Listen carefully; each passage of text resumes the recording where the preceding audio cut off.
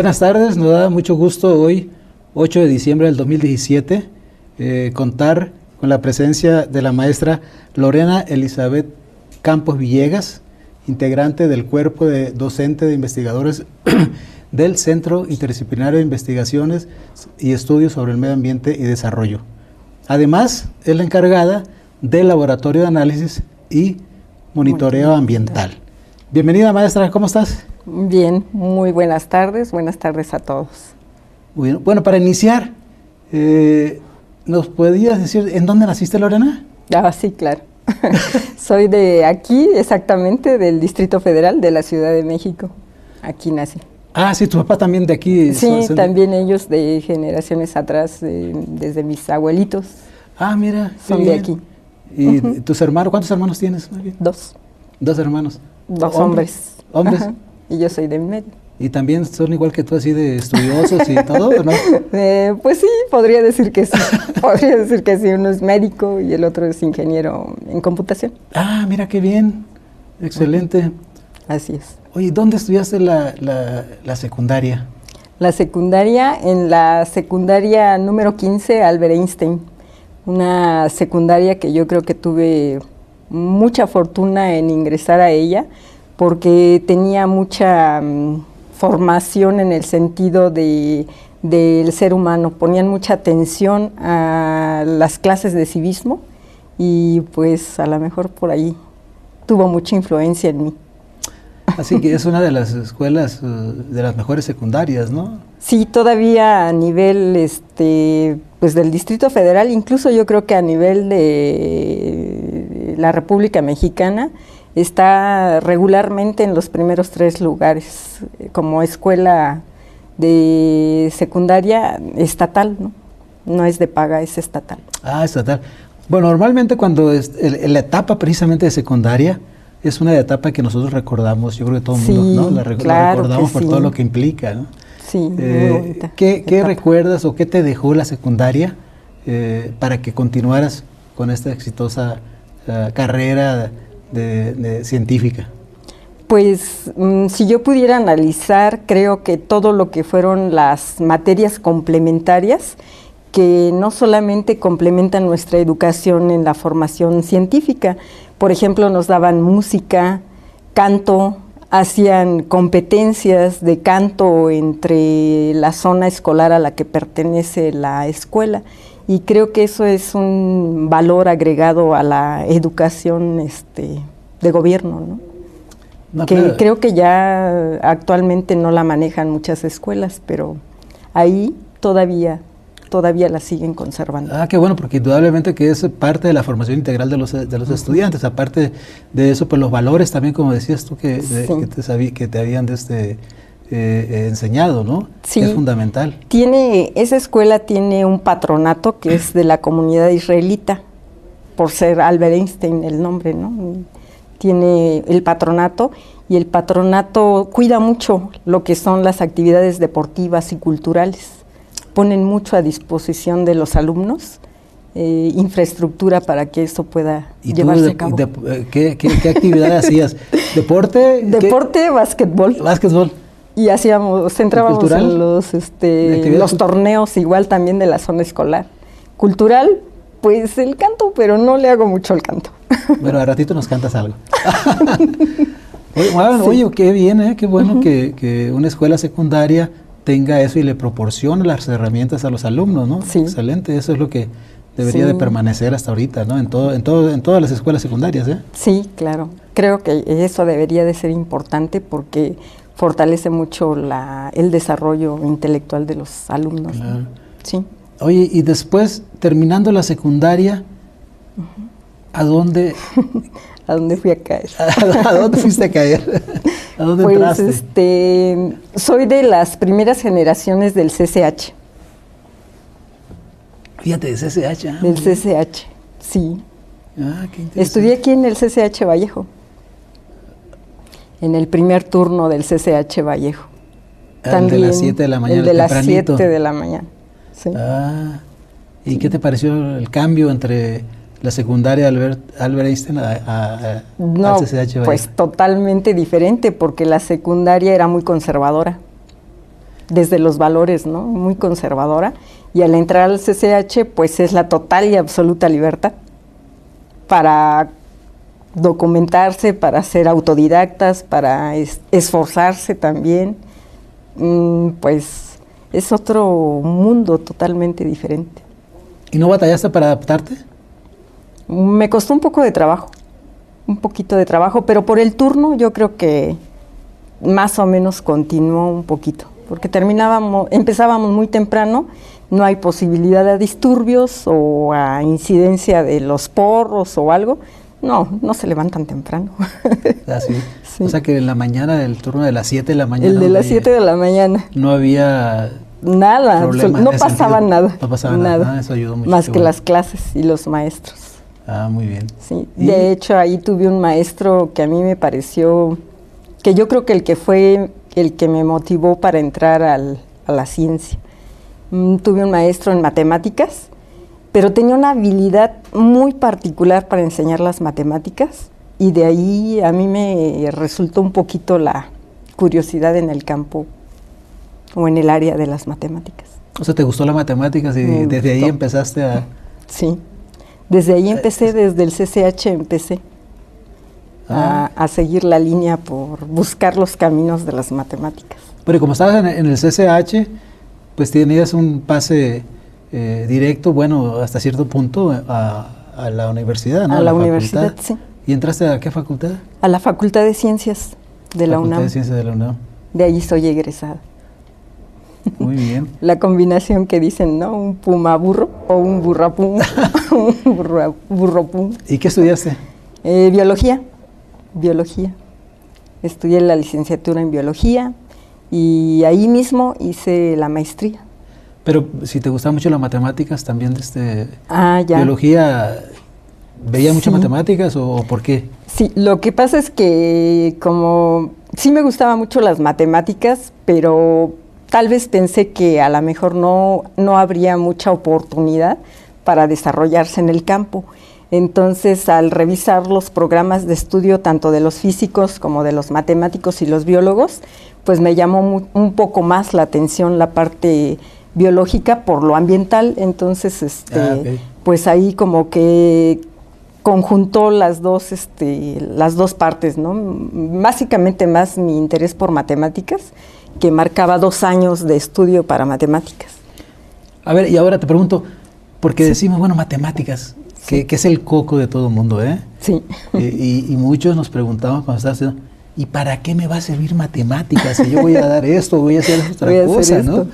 Particularmente a ti que desde el bachillerato te gustó la matemáticas y luego ya como bióloga, ¿cómo has aplicado la matemática en tu trabajo en biología y en todo lo largo de tu actividad? De la actividad.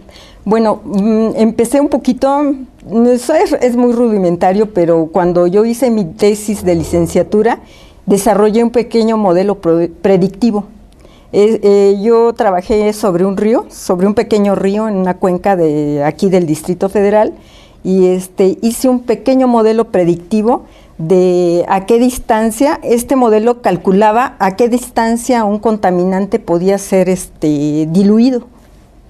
Entonces ese fue el pequeño punto en el que empecé la aplicación de las matemáticas a la consideración ambiental, ¿no? La abstracción del pensamiento científico para plasmarlo en un modelo es justamente la aplicación de la matemática en la biología. Y después, cuando hice mi tesis de maestría, hice la aplicación de un modelo matemático también para calcular la difusión de nutrientes a partir de la materia orgánica depositada en una laguna, en un sistema lagunar estuarino, para ver ese flujo de nutrientes desde el sedimento a la columna de agua, partiendo de la materia orgánica depositada. Es la segunda aplicación de las matemáticas que he tenido para que vea que sí, en mi experiencia. Hay una explicación, ¿no? Tanto claro. En matemática, ¿no? Que sirve en todas las áreas, definitivamente. Sí, y allí pues creo yo que me di cuenta de que pues para mí al menos fue una mejor opción haber entrado a biología que haberme seguido exclusivamente por la línea matemática. Ah, muy bien. ¿Y cuál fue la tesis de licenciatura? Era la evaluación de diversos componentes tóxicos en la cuenca del río Tacubaya, producto de la actividad de la generación de materia prima para los explosivos. ¿Y cuáles fueron los resultados? ¿Cómo estuvo? Bueno, ahí obviamente el modelo matemático que yo les comentaba partía del hecho de que, bueno, a lo mejor se combinan aquí las cosas, de que trabajé para la industria militar y entonces tuve la oportunidad de desarrollar mi tesis en el río Tacubaya, que recibía los efluentes de la fábrica de explosivos. Entonces, uno de los residuos más contaminantes en aquel tiempo eran los remanentes del TNT, del trinitrotolueno. Entonces, yo hice el modelo matemático para evaluar a qué distancia, sobre el punto de descarga, hasta qué distancia esos contaminantes todavía permanecían viables y con la potencialidad de contaminación íntegra, ¿no? Entonces pude evaluar con el modelo hasta qué distancia era cuando ya perdían su impacto o su daño, ¿no? Sí. Es un compuesto muy persistente en la naturaleza. Oye, ¿y la maestría también la estudiaste ahí? ¿Y maestría es en la Facultad de Ciencias. En la Facultad de Ciencias, es en biología también. En biología. Perfecto. Sí. Y ya como comentaste ahorita que trabajaste tú en la industria militar. En la industria militar, a ver, ¿qué otra cosa hacías ahí? O un laboratorio de la industria. Normalmente desconocemos muchos, por lo menos yo, sobre ese aspecto, ¿no? De la industria militar, que tiene un laboratorio, hace análisis. Sí. ¿Qué más hacías ahí? Estaba encargada de un pequeño laboratorio, de una área de laboratorio, había varias áreas, y estaba yo encargada de un laboratorio que se dedicaba básicamente a problemas de contaminación del agua, del suelo, y bueno, las otras secciones del laboratorio era una sección instrumental, contaban con infrarrojo, ultravioleta, cromatografía, absorción atómica, y había una sección también dedicada a todo lo que es las pruebas físicas, resistencia de materiales, ¿no? Y esa es una de las funciones también del ejército. Del ejército. Del ejército, en la medida de lo que es posible, y buscan la autosustentabilidad, el autosustento para las Fuerzas Armadas. Entonces, las Fuerzas Armadas, por ejemplo, materiales que se producen para que salgan al soporte de las actividades de la nación, está, por ejemplo, las bases para las pinturas con las que pintan las carreteras. Ahí sale la base de la materia prima para este tipo de pinturas, ¿no? También producen alimentos, producen sus uniformes y una gran variedad de insumos que requiere el ejército y que incluso sirven también para el apoyo de nosotros, ¿no? O por ejemplo, esta fabricación de los explosivos, que no solamente es para la parte del sustento del ejército o de las actividades del ejército, sino que apoya también para las explotaciones mineras y todo eso. Hasta donde yo sabía, es el único sitio que tiene la autoridad para generar los explosivos que se requieren en este tipo de actividades en el país. Ah, mira, qué interesante. Sí. Perfecto. Y aparte de ese laboratorio, ¿dónde estuviste terminando ya la maestría? ¿Te pusiste a trabajar? ¿En dónde fuiste? ¿En dónde estuviste? Pues tuve una carrera más o menos larga y combinada, ¿no? Hubo una empresa en la que trabajé como asesor externo a partir de la experiencia que tomé en el laboratorio de la industria militar, para las técnicas analíticas, el análisis químico instrumental. Entonces trabajé como asesor externo para poder instruir el manejo y uso de estos equipos. Entonces con esta empresa tuve posibilidad de conocer, yo diría que casi todo el territorio nacional, ¿no?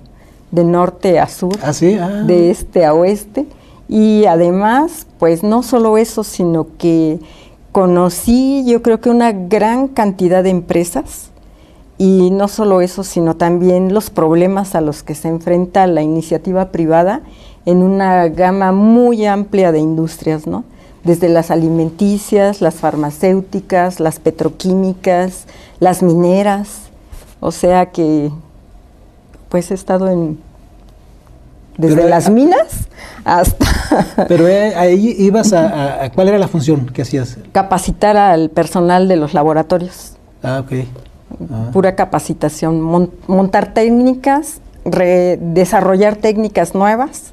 Por ejemplo, en una farmacéutica tenían un problema bastante grande porque no podían hacer la cuantificación del contenido de minerales en los complementos vitamínicos.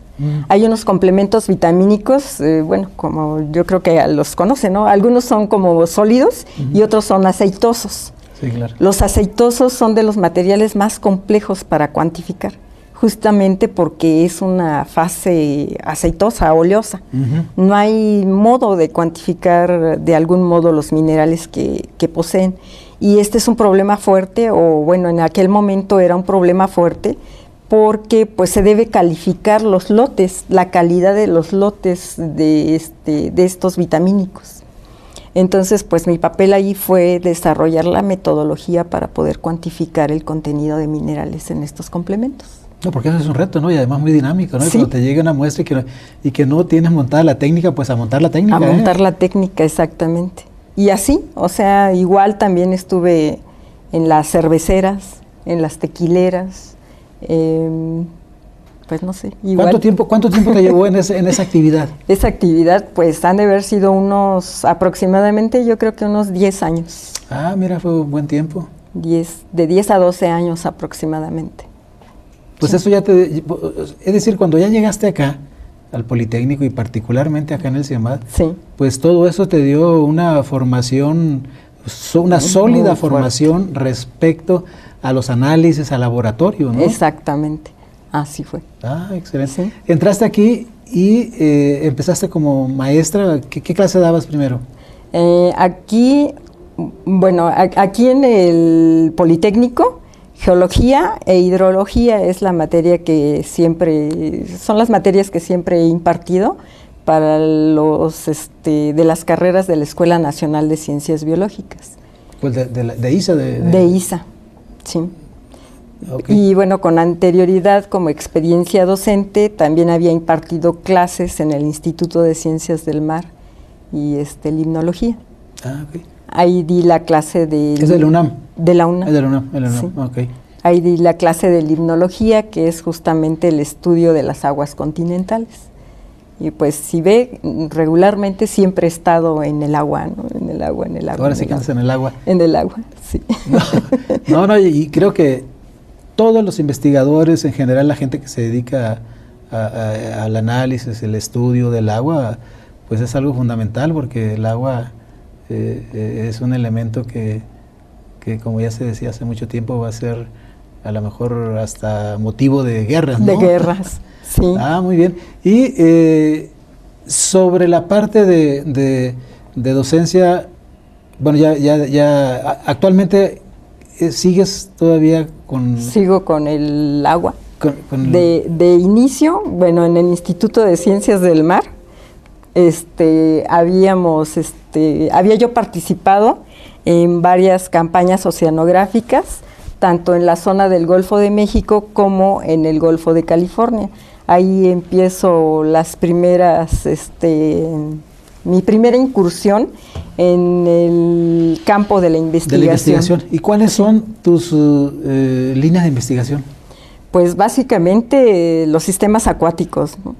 He trabajado desde la licenciatura, primero en un río, posteriormente en un sistema lagunar estuarino, que fue la bahía Ensenada Pabellón Altata, y ahí mismo, pues obviamente la parte de las campañas oceanográficas en las que participé, haciendo la parte de la caracterización de los contaminantes inorgánicos en la zona del Golfo, tanto del Golfo de México como del Golfo de California. Ah, perfecto. En los buques oceanográficos. Y todo esto te ha ayudado más bien para dirigir tesis. ¿Has dirigido tesis?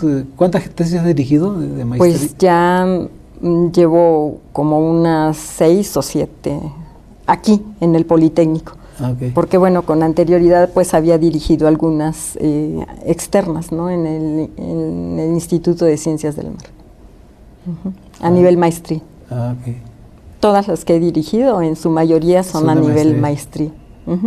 Y eso de los del barco, del buque más bien, del buque Puma, que es un buque es el buque oceanográfico que se encuentra en la zona del Golfo de California y el Océano Pacífico. Okay. Y está también el Justo Sierra, ¿no? Y el Justo Sierra. Uno es para el Golfo y el otro es para el océano. Para el Océano Pacífico, sí. Que se utilizan particularmente para el estudio científico y para conocer exactamente. Y el aprovechamiento del mar, etcétera. A ver, platícanos. En este caso, que traes unas fotografías ahí. Unas diapositivas. ¿Unas diapositivas? En este caso, esta campaña oceanográfica estuvo en la zona de las plataformas petroleras ubicados en el Golfo de México. Okay. Y la campaña oceanográfica tenía como objetivo principal evaluar los componentes, los contaminantes tóxicos inorgánicos de la zona. Esto es, por ejemplo, los contenidos o niveles de plomo, de mercurio, de arsénico, de vanadio, que pudieran ser derivados de la actividad petrolera en la región. En la región. Y se hicieron varios recorridos alrededor de las zonas, de las plataformas petroleras, como se ve allí, ¿no? En las imágenes. Entonces, durante la campaña oceanográfica, pues va uno haciendo la recopilación de las muestras en estas botellas. Ahí es donde hace uno la colecta. Y algunos de los parámetros, pues, son evaluados ahí en el laboratorio, ¿no? del buque. Del buque. El resto del material, pues, se traslada ya al Instituto de Ciencias del Mar para hacer las determinaciones. Y también, de acuerdo a los resultados que has tenido, son los artículos que has escrito. Aquí tenemos algunos y son precisamente sobre metales pesados. Metales pesados, siempre ha sido también. Sí, porque además es sumamente importante porque incide directamente en la salud de las personas. De las personas, exactamente. Sí. A ver, platícanos algo acerca de estos. De tus artículos que en general, porque si no nos vamos a pasar todo el día aquí y tenemos que ir a la fiesta. Sí, ¿verdad?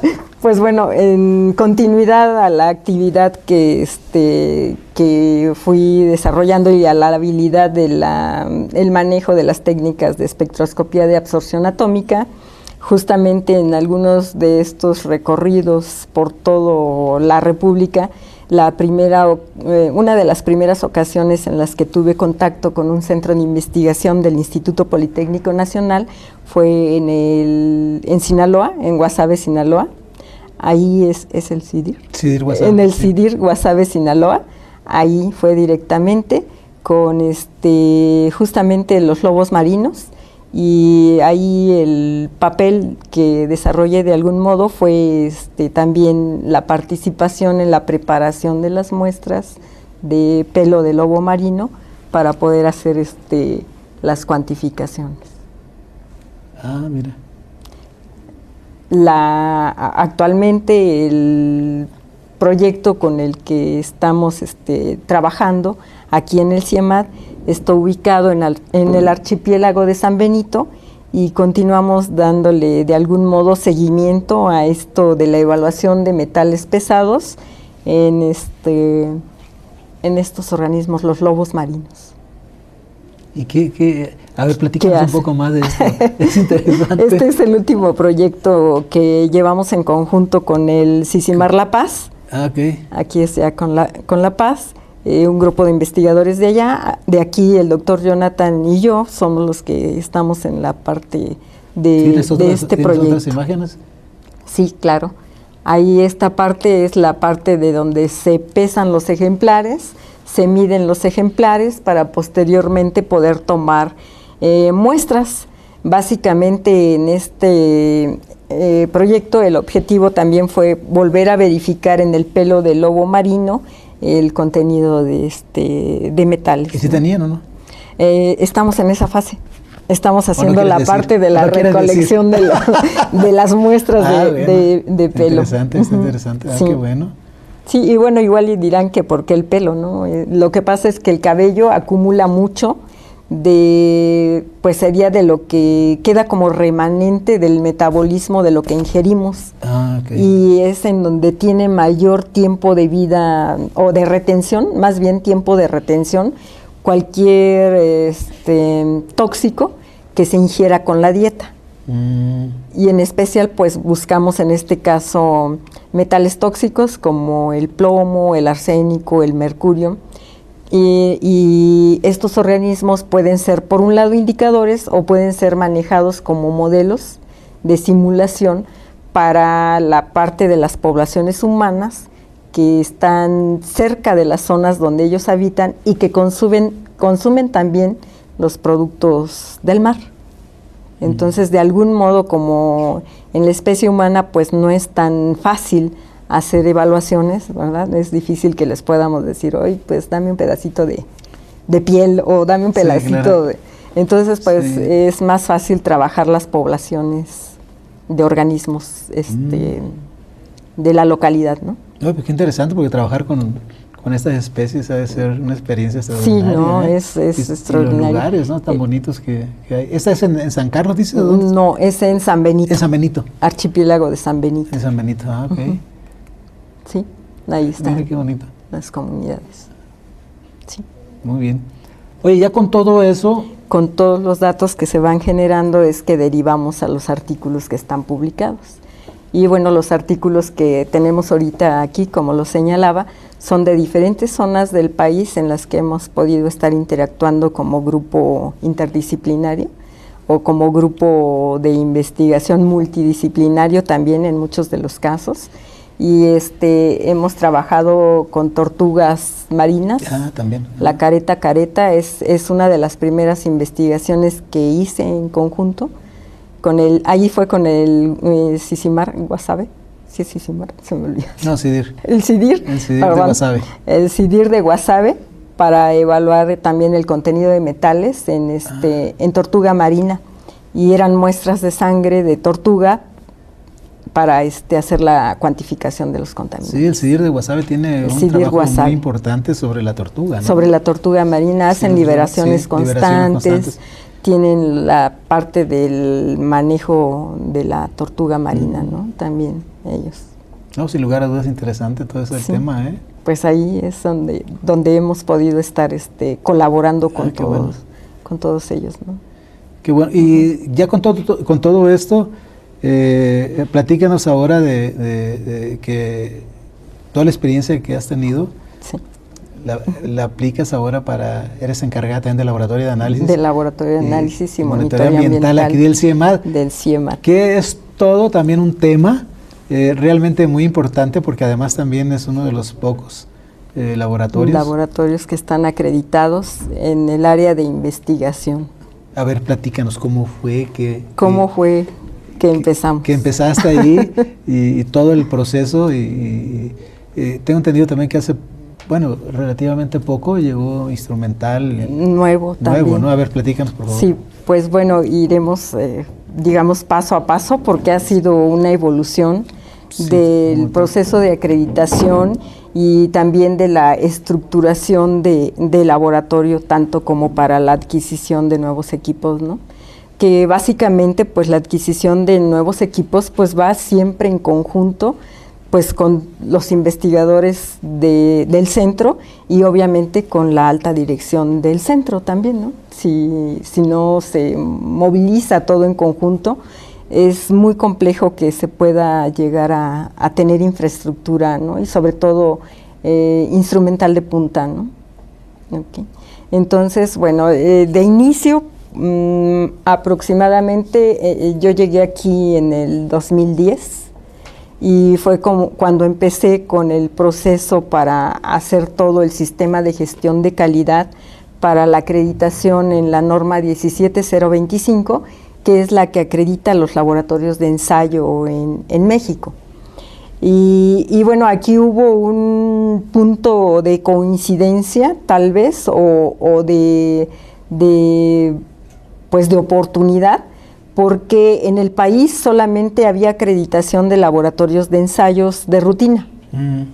Y hay un campo bastante grande que queda como desprotegido, que es el área a la que se dedican los laboratorios de investigación, que los laboratorios de investigación hacen trabajos poco comunes, o sea, cosas raras que no están normadas. Okay. Como por ejemplo esto que le comentaba, la evaluación de metales pesados en pelo, ¿no? Si no hay en pelo humano, pues menos en pelo de algún organismo, ¿no? O se pueden desarrollar metodologías también para algún tipo de órganos, no sé, primero en modelos, como pueden ser los ratones, para poder posteriormente ya pasarlo a hacer las mismas aplicaciones o ensayos ya propiamente para alguna enfermedad caracterizada o tipificada en los seres humanos, ¿no? Entonces también esta parte. Esa parte es la que justamente fue acreditada para el laboratorio, para que nos diera capacidad o potencialidad para poder ser diseñadores de metodologías nuevas que no existen en el país. Y bueno, si no tuviesen aplicación dentro del Politécnico, tal vez para alguna institución de salud o tal vez para alguna institución ambiental o de algún otro tipo o área, ¿no? en este campo, ¿no? Porque aunque se diga, pues mide tal, pues sí, pero no es igual medirlo en agüita que medirlo en, no sé, en un plástico, ¿no? Es totalmente diferente. ¿Y cuánto tiempo duró este proceso? El proceso de acreditación fueron aproximadamente, pues, entre un año y medio yo creo, un año y medio. ¿Y por cuánto tiempo está acreditado? Bueno, es anual. La acreditación es anual, tiene supervisiones anuales, se llevan a cabo las revisiones anuales. Y obviamente, pues, también es producto de un equipo de trabajo, ¿no? Las personas que trabajan conmigo en el laboratorio, obvio que tuvieron una participación importante, mis jefes directos y obviamente la alta dirección, ¿no? Son los que también contribuyen a esto, ¿no? Si no, no se pueden hacer muchas cosas. Porque, bueno, al menos de la experiencia de la acreditación en el laboratorio, de principio tuvimos que reacondicionar la manera en la que estaba diseñado el laboratorio. Y esto implicaba diseñar áreas específicas para algunos equipos en particular o para algunos elementos de apoyo, ¿no? Por ejemplo, las balanzas. Ajá. Las balanzas es muy importante que estén en un sitio aislado. Empotradas, sin interferencia de vibración, o de cambios bruscos del ambiente, de temperatura, exactamente. Igual se ha de acordar usted, ¿no? Cuando estaba por ahí en los laboratorios. Sí, claro. Sí, entonces ese fue uno de los puntos principales que teníamos que empezar a moldear, ¿no? Y pues esta es parte mucho del empeño que se tiene que ir poniendo. Pues fue un gran trabajo. Ahora ya lo tenemos acreditado. Sí. Como para resumir la importancia, ¿cuál sería? O sea, ya lo comentaste, yo quiero que lo vuelvas a mencionar. La importancia de tener un laboratorio acreditado en un centro de investigación. ¿Qué beneficios trae a las empresas o por qué las empresas más bien van a acudir acá? Bueno, hay beneficios desde varios puntos de vista, ¿no? Algunos de los beneficios son justamente esto, de que podemos tener la capacidad de desarrollar metodologías que no existen en el país y que esta parte de la acreditación da el soporte de que son lo suficientemente confiables para emitir un resultado de calidad y totalmente validado. Esa es una parte. La otra parte es que simultáneamente, como fuimos el primer laboratorio de investigación acreditado en el país, pues abrió el campo para que algunos más siguieran el ejemplo, es decir que qué bueno. pues de algún modo somos el hermano mayor, ¿no? Dicen. Claro. Son el hermano mayor y hay que seguirlos, ¿no? O sea que fue el primer laboratorio a nivel nacional acreditado de este tipo. Exactamente. Excelente, qué bueno. Entonces, pues se diseñó, a partir de nuestro sistema, se diseñó tanto en la EMA como en algunas otras instituciones los mecanismos para la evaluación y los mecanismos para consolidar sistemas de gestión de calidad para laboratorios de investigación, ¿no? Esa es otra ventaja, es algo que no había en el país y pues fuimos los pioneros en ese punto, ¿no? Otra ventaja pues es que abre la oferta económica o técnica con la que contamos, ¿no? De inicio, cuando yo llegué, pues no había así como que muchas metodologías analíticas para poderlas ofertar. Actualmente el catálogo de suministros del Politécnico tiene abierto un espacio bastante grande y marcado para poder hacer las cuantificaciones de elementos traza en una amplia variedad de materiales. Ya sean ambientales, no sé, tal vez de la industria, sí. Entonces también abre la oferta técnica, ¿no? Qué bueno. Sería cuestión también de trabajar en el sentido de la difusión, de la difusión que tenemos, etcétera, ¿no? Pero exactamente. Bueno, es otra cosa. Sí, también pues abre la posibilidad de que nos conocieran a nivel nacional e internacional, porque una vez acreditados, el órgano que nos acreditó, que es la Entidad Mexicana de Acreditación, nos colocó en la pantalla, nos colocó en su plataforma y su plataforma es visitada ya la pueden ver ahí, por por toda la República e incluso a nivel internacional también tiene visitas. Excelente. Sí, entonces como que fue a la par, ¿no? Abrir también el hecho de que conocieran el laboratorio y el centro a través de esto. Oye, pues muchas felicidades, de verdad, es un trabajo extraordinario, pues, que se ha hecho y sobre todo que se logró el objetivo de tener el laboratorio acreditado y bueno, ahí hay que seguir nada más para mantenerlo. Lorena, dos preguntas para terminar. Sí. Si tuvieras tú la posibilidad de platicar, tomarte un café con algún investigador de la historia o histórico de las ciencias, ¿con quién sería? ¿Investigador? O personaje, en general, ¿eh? En general. En general. Investigador, de tomarme un café para platicar, comentar, o alguien que tú admires por lo que hizo. Pues igual y a lo mejor tal vez volvería a regresar a mi recuerdo aquel de la infancia y sería Albert Einstein. Claro, qué interesante. Sí, porque bueno, finalmente ahí mismo en la secundaria en la que estuve, pues como era el nombre de la secundaria, nos daban a conocer un poquito del quehacer científico de Albert Einstein. Porque era todo un personaje. Era todo un personaje, además. Claro. Sí, igual y esa chispa que tenía, también por este lado, para mí es una persona de mucha visión, ¿no? No solamente se centraba a la parte que era, pues, la ciencia, también tenía la chispa del humorismo, ¿no? Claro. Sí. Sí, claro. Y por último, ¿qué mensaje o qué comentarías como maestra, como investigadora, después de todo el tiempo que has estado trabajando en la docencia, en la investigación, para que ayudar más bien a la gente que quiere estudiar una licenciatura, que se quiere dedicar a la investigación y particularmente a la limnología o a los temas que has tratado, ¿no? Algo en general que quieras decir para concluir. Pues, bueno, tal vez a lo mejor lo podríamos resumir en pues podría ser, no sé si experiencia o anécdota.